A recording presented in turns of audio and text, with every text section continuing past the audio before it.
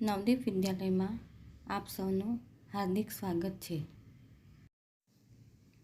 ધોરણ 5 વિષય ગુજરાતી એકમ 2 પર્વત તારા કાવ્ય. સૌ પ્રથમ આપણે કાવ્યનું ગાન કરીશું. પર્વત તારા પહોળા ખંભા સરોવર તારી આંખ, હે ઈશ્વર હું તને જોઉં છું ક્યાંક ક્યાંક ને ક્યાંક. દરિયો તારું દિલ વિશાળ, વૃક્ષો તારી વાત, મેઘધનુષ્યના રંગોમાં તું રમી રહ્યો રળિયાત. તું તરણાનો તારણહારો, ઝરણાનો તું નાદ, ફૂલ ફૂલની રંગ સુગંધે તારી છે સોગાદ. સિંહ વાઘને કોયલ બુલબુલ પતંગિયાને તમરા, સૂર્ય ચંદ્રને તારા આભે અહીં આગિયા પમરા. રાડ ત્રાડને લાડની સાથે મોર પીછનો સૂર, સંતા કુકડી રમતો રમતો રહે નજીક ને દૂર. અજવાળાના કાંઠા વચ્ચે અંધારાની નદી વહે, એમાં મારી હોડીને આ કોણ હંકારે તું જ કહે. હવે કાવ્ય 2 પર્વત તારા એ પ્રાર્થના ગીત છે. તો એનો સાહિત્ય પ્રકાર છે પ્રાર્થના ગીત અને એના કવિ છે સુરેશ દલાલ. તો આ જે કાવ્ય છે એ કાવ્યના પણ પ્રકાર આવે છે અને ગુજરાતીમાં પણ 2 પ્રકાર આવે, એક ગદ્ય અને પદ્ય.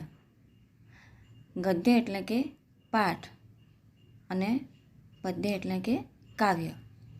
તો પાઠ અને કવિતાનો વિભાગ પડે છે.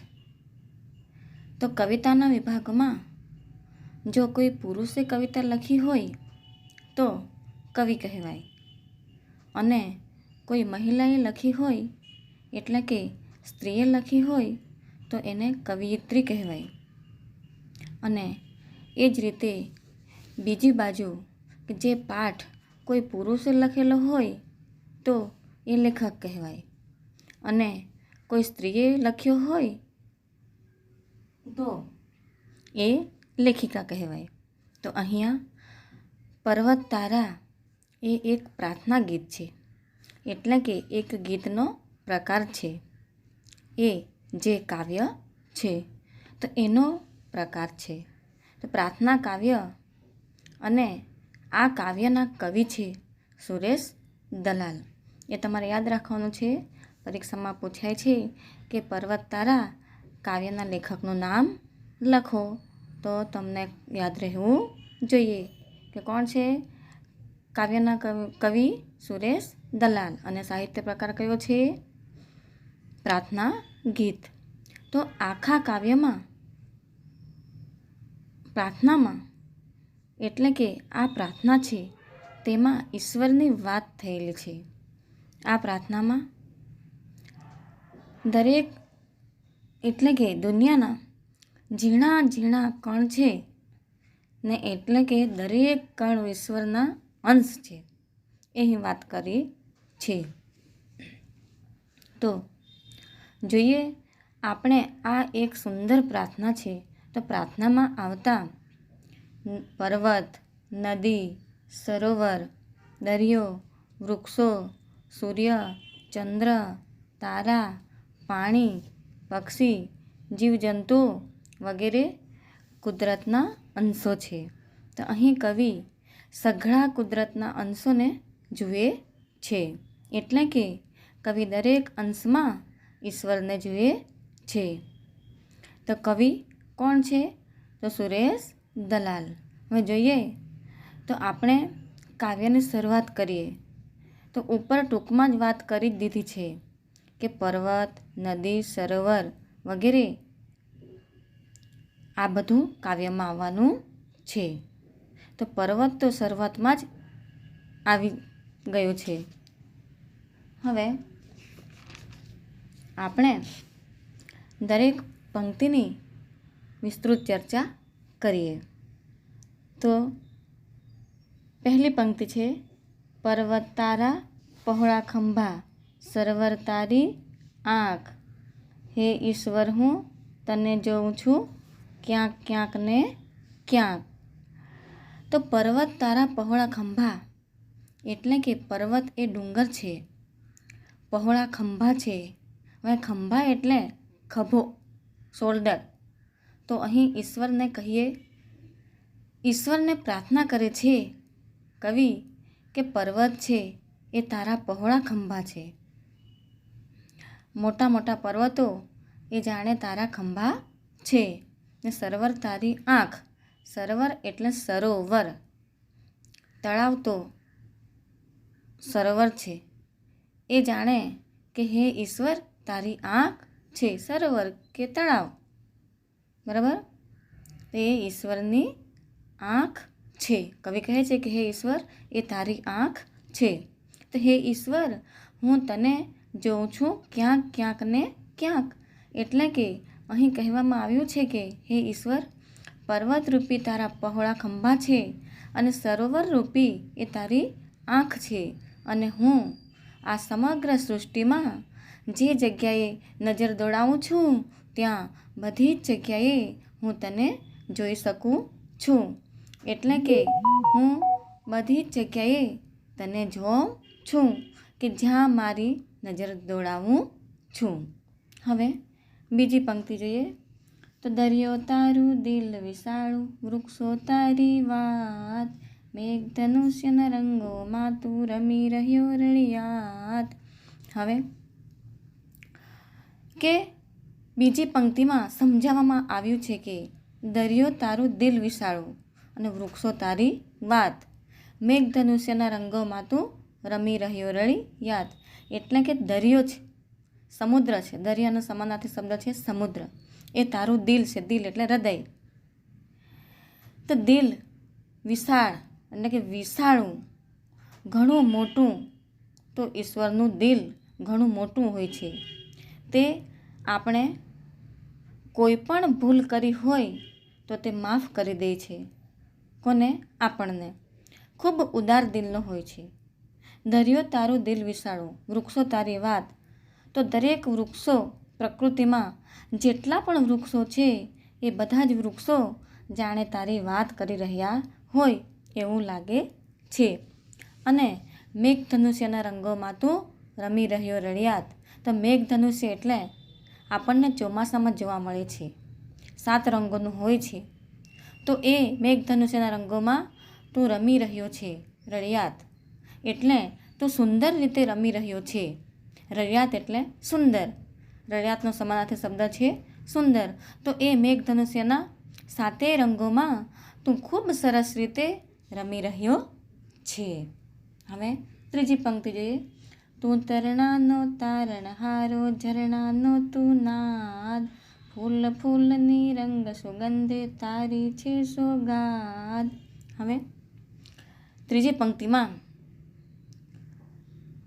કવિ કહેવા માંગે છે કે અહીં ઈશ્વરને આપણા બધાનું કલ્યાણ કરનારો કહ્યો છે. એટલે કે તું તરણાનો તારણહારો. તરણું એટલે તણખલું, નાનકડું ઘાસનું તણખલું હોય તેને તરણું કહેવામાં આવે છે. તારણહારો એટલે આપણને ઉગારનારો. એટલે આપણે તરણા જેવા તુચ્છ મનુષ્યો છીએ.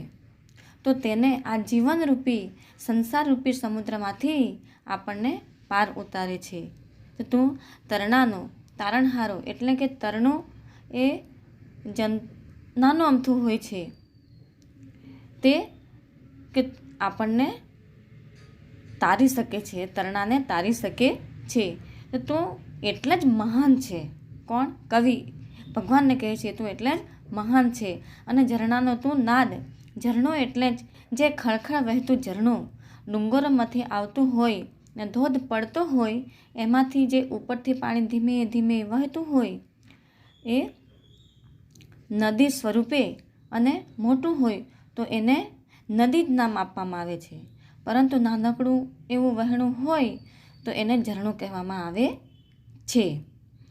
ઝરણું જ્યારે વહેતું હોય છે ત્યારે તેનો નાદ એટલે કે અવાજ, તેના પાણીનો ખળખળ ખળખળ અવાજ આવતો હોય એટલે નાદ. નાદ એટલે અવાજ, મધુર હોય, આપણને સાંભળવો ગમે એવો અવાજ. તો તું તરણાનો તારણહારો, ઝરણાનો તું નાદ, તું ઝરણાનો અવાજ છે અને ફૂલ ફૂલની રંગ સુગંધ તારી સોગાદ છે. એટલે કે દરેક ફૂલના રંગોમાં અને સુગંધ તારા દ્વારા અમને મળી છે, એ તો અમને ભેટ આપી રહ્યો છે, સોગાદ આપી રહ્યો છે. સોગાદ એટલે ભેટ. તો દરેક ફૂલો, ધરતી પર જેટલા ફૂલો ખીલી રહ્યા છે તો એ બધા જ રંગો દ્વારા અને સુગંધ દ્વારા તો અમને સરસ મજાની ભેટ આપી રહ્યો છે. એટલે કે તું દરેક ફૂલ અને સુગંધે પણ તું વસેલો છે. હવે ચોથી પંક્તિ. સિંહ વાઘને કોયલ બુલબુલ પતંગિયાને તમરા, સૂર્યચંદ્રને તારા આભે અહીં આ ગયા ભમરા.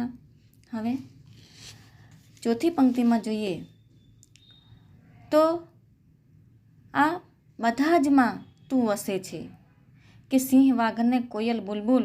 સિંહ છે, વાઘ છે, જે બધા પશુઓ છે, પંખીઓ છે, અને આભમાં સૂર્ય અને ચંદ્ર અને તારા છે. તો આ બધામાં જ તારો વાસ છે. બધી જ જગ્યાએ તને જોઈ શકું છું. આજ્ઞા એટલે એક રાત્રે અંધકાર હોય ત્યારે એક લાઇટવાળું જીવજંતુ આપણને જોવા મળે છે. જાણે આપણને એવું લાગે છે કે લાઇટ ઉડી રહી છે, નાની નાની લાઇટ ઉડી રહી છે, એવું લાગે એને આજ્ઞા કહેવાય છે. આજ્ઞા એ અંધારામાં લાઇટ કરતું કરતું ઉડતું હોય છે. અને ભમરા, એ ભમરો તો તમે બધાએ જોયો જ હશે કે જે ફૂલ પર બેસે છે. તો કવિ આ બધામાં ઈશ્વરનું સ્વરૂપ જુએ છે. બુલબુલ એ એક ચકલી જેવું નાનકડું પક્ષી છે, એ બુલબુલ. પતંગિયા અને તમરા, કે તમરા એ પણ રાત્રે એકદમ રાત્રિના 12 કે 1-2 વાગ્યાનો સમય હોય ત્યારે બધું શાંત થઈ જાય ત્યારે આ તમરાનો તીણો અવાજ આવે છે. અને સૂર્યચંદ્ર, તારા, આ બધામાં જ તારું સ્વરૂપ જોઈ શકીએ છીએ. હવે આગળની પંક્તિ જોઈએ, 5મી. રાડ ત્રાડને લાડની સાથે મોર પીંછનો સૂર, સંતા કુકડી રમતો રમતો રહે નજીક ને દૂર. હવે આ પંક્તિમાં કવિ કહેવા માંગે છે કે રાડ, ત્રાડ અને લાડ. અહીં જુઓ, આપણને પ્રાસાનુપ્રાસ અલંકાર આમાં આવે છે. રાડ, ત્રાડ અને લાડ, અંતમાં જે શબ્દ મળતા હોય, ડ અને ડ, એ અલંકારનો ઉપયોગ સુરેશ દલાલે અહીં કર્યો છે. રાડ એટલે ચીસ, ત્રાડ એટલે સિંહ જે ગર્જના, જંગલમાં ગર્જના કરે છે તે, એટલે કે ત્રાડ પાડે છે. લાડ એટલે લાડકોડથી કોઈ બોલે છે.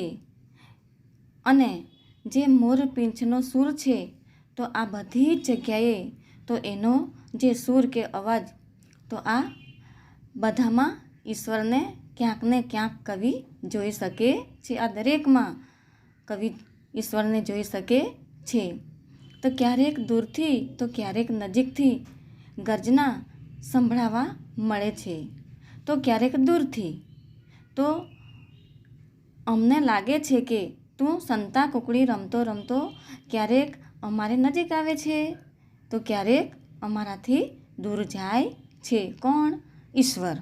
બરાબર. તો હવે જોઈએ આગળની પંક્તિ, 6ઠ્ઠી પંક્તિ. અજવાળાના કાંઠા વચ્ચે અંધારાની નદી વહે, એમાં મારી હોડીને આ કોણ હંકારે તું જ કહે. હવે કવિ કહે છે કે અજવાળાના કાંઠા વચ્ચે એટલે કે જીવનમાં ખૂબ સુખરૂપી અજવાળું છે. આ જીવનમાં હંમેશા સુખ જ રહે એવું અહીં કવિ ઈચ્છે છે. તો એની સાથે ક્યારેય અંધારાની નદી વહે છે. એટલે કે આપણા જીવનમાં ક્યારેક દુઃખ પણ આવે છે. તો મારા જીવનમાં સુખ અને દુઃખનું વહેણ આવે તો એમાં મારી આ જીવનરૂપી હોડીને કે આ સંસાર સાગરમાં કોણ અટકાવી શકે? બરાબર? કોણ અટકાવી રહ્યો છે? તે તું જ કહે. તો આ પ્રકૃતિના તત્વમાં જોવા મળે છે કે હે ઈશ્વર બધી જ જગ્યાએ વ્યાપેલો છે અને બધી જ જગ્યાએ એ જોવા મળે છે. બરાબર? તો હવે જોઈએ આ કાવ્યની પંક્તિ સમજી ગયા. બરાબર? એટલે દરેક પ્રકૃતિના દરેક તત્વમાં ઈશ્વર વ્યાપેલો છે. કવિ એવું કહેવા માંગે છે. તો હવે જોઈએ આપણે શબ્દ સમજૂતી. ખંભા, ખંભા એટલે ખભા. સરોવર, સરોવર એટલે કે કુદરતી રીતે જ બનેલું સરોવર અથવા તળાવ. અને વિશાળું એટલે વિશાળ, ખૂબ મોટું, ઘણું મોટું એવું. અને રળિયાત, રળિયાત એટલે અહીં સુંદર. ને તરણું, તો તરણું એટલે તણખલું. નાદ, નાદ એટલે અવાજ, સામાન્ય રીતે મધુર લાગતો મોટો અવાજ. ને સોગાદ, સોગાદ એટલે ભેટ. અને આજ્ઞા, આજ્ઞા એટલે રાત્રિના અંધકારમાં ટમટમતું જીવડું. અને ત્રાડ, ત્રાડ એટલે ગર્જના. તો આજે અહીં આપણે આ કાવ્ય અહીં જ પૂર્ણ કરીએ છીએ. તો એમાં તમારે લેસનમાં કાવ્યનો સારાંશ જે છે શરૂઆતમાં એ કવિનું નામ, સાહિત્ય પ્રકાર અને આખી કાવ્ય અને શબ્દ સમજૂતી એ તમારે નોટમાં સારા અક્ષરે લખવાની છે અને કાવ્યને યાદ કરવાની છે. અને અહીં આપણે આજે વિરામ લઈએ અને બીજા વિડીયો જોઈશું ત્યારે અધૂરું કાવ્ય પૂર્ણ કરશું. આપણે ભાષા સજ્જતા અને સ્વાધ્યાય એ આવતા વિડીયોમાં જોઈશું. ત્યાં સુધી વિરામ લઈએ. Thank you.